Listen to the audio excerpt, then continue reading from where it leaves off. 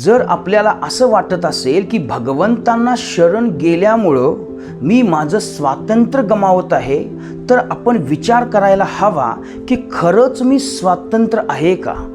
खरंच मला स्वतंत्रता आहे का? का मी गुलामगिरीत आहे, पारतंत्र्यात आहे? खरं तर आपण फार मोठ्या गुलामगिरीत आहोत, फार मोठ्या पारतंत्र्यात आहोत.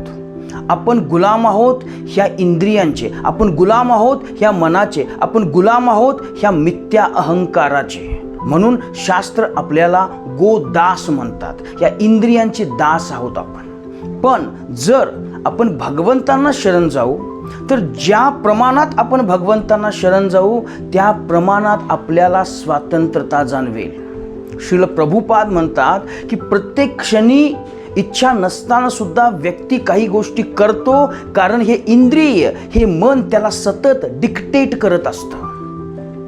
पण भगवंतांना जर आपण शरण जाऊ, त्यांची सेवा करू, तर हळूहळू आपल्याला ह्या गुलामगिरीतून वर आल्याचा अनुभव येईल आणि खरंच आपल्याला स्वतंत्रतेचा अनुभव येत राहील. हरे Krishna. Hare Krishna, Hare Krishna.